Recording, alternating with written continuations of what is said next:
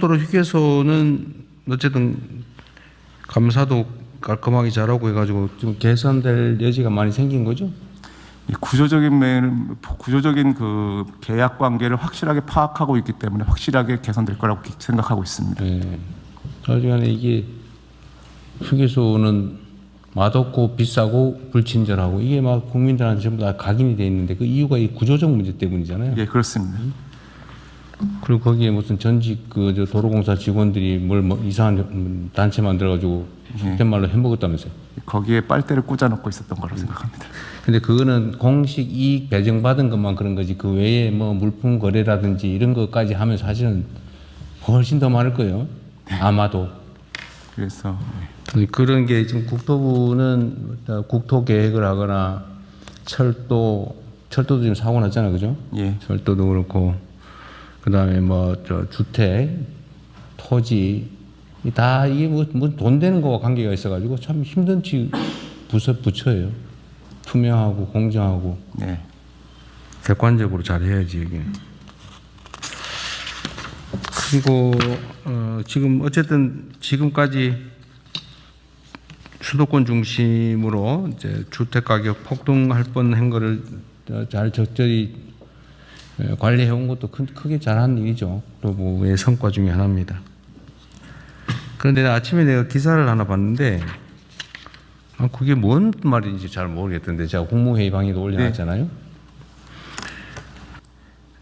그보다 내가 참 기가 차서 그냥 보다 중간에 말아버렸는데 이번에 비거주 1주택 소유자들도 집을 팔 수 있는 기회를 주자. 네.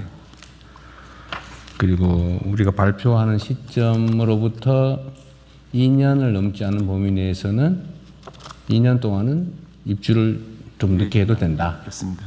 이래놨더니 그게 세입자들의 계약갱신 청구권을 침해한 거다. 뭐 이런 식으로 써놨던데 그게 말이 되는 소리예요? 전혀 사실이 아니기 때문에 예, 임대차보호법상 아니 그건 당연히 세입자의 권리고 2년 지나도록 아직 기간이 갱신을 하게 되면 세입자 살 사람이 못 사겠지. 예, 그렇습니다. 세입자 동의를 안 하면. 동의를 해야 줄일 수가 있는 거지. 세입자의 갱신 청구권은 그대로 유지되는 거잖아요. 네, 그렇습니다. 법에 의해서 그런데 보장된 무슨 기사를 그렇게 가짜로 조작질을 했었습니까? 그래서 오전에 그 보도 해명 자료를 배포를 했고요. 그리고 또 언론중재위에 지금 네. 그런 건 엄정하게 대응하세요. 가짜뉴스라고 의도를 가지고 일부러 내가 보기엔 내용을 써놓은 걸 보니까 알면서 일부러 그렇게 쓴 거예요.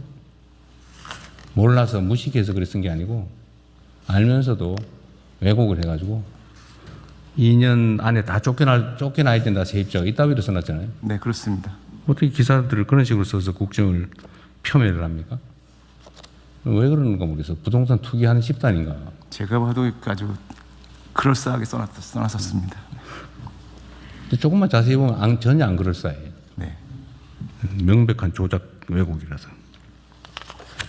어쨌든 그런 이 국가 정책을 왜곡하고 호도해가지고 뭔가 다른 목표를 이루려고 하는 경향들이 일부 있어요. 특히 부동산 투기는 그래요. 부동산과 관계된 데는 너무나 광범위하게 부동산 투기에 이해관계를 가진 집단이 많아가지고 거기 매달리는 집단이 많은 것 같습니다. 그러니까 중심을 잘 잡고. 며칠 전에도 그 매물이 나왔는데 그거를 중국인들이 다 금매를 다 들어갔다는 그런 몇 채인가 샀다고 하는 것도 그것도 거짓말이었다면서요. 완전 거짓말입니다. 그 왜 그런 식의 거짓말 기사를 쓴 거예요, 도대체? 통계 자료를 자세히 보면 다 나오잖아요. 이게 외국인 총거래량이라면서요. 예, 그렇습니다. 그 중국 혐오증 뭐 이런 거 유발하려고 일부러 그러는 거죠. 근데 그런 건 어떻게 그 법무부에서 보면 그건 처벌 대상 아닙니까? 명백하게 가짜 뉴스 쓰는 거? 처벌 조항 없나요?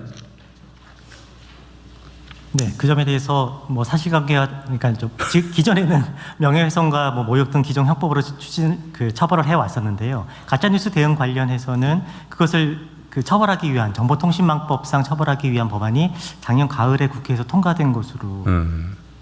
그건 이제 배상에 관한 거고 형사처벌은 그 전기통신사업법인가 뭐 거기에 그 가짜 뉴스, 가짜 정보를 흘려가지고 공공의 질서에 뭐 피해를 입히거나 이러면 처벌하게.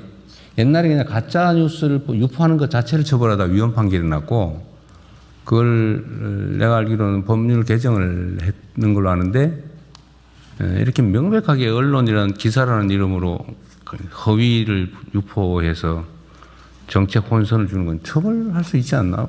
아니 뭐 검토 한번 해봐 주세요. 예, 그 부분에 대해서 말씀드리겠습니다. 뒷부분에 민정. 네네. 예, 말씀 주신 대로 그 전기통신법이 개정이 돼서 가짜 뉴스를 통해서 경제적 이득을 취득한 경우에는 형사 처벌을 할 수 있게 돼 있습니다. 이득을 취하는. 그래서 최근에 이제 유튜브를 통해서 가짜 뉴스를 해서 그걸 통해서 경제적 이득까지 얻은 경우에는 형사 처벌을 하고 있습니다. 그 약간 점잖아 보이는 그 지면 기사, 인터넷 기사를 쓰는 것 자체는 처벌하기 어렵겠네요. 그 영리 그렇습니다. 그게 영리를 얻을 경우에 한해서 이제 처벌하게 돼 있고, 그 외에 이제 구체적으로 명예훼손이나 모욕이 있을 때는 형법으로 처벌하고 있습니다. 이상입니다.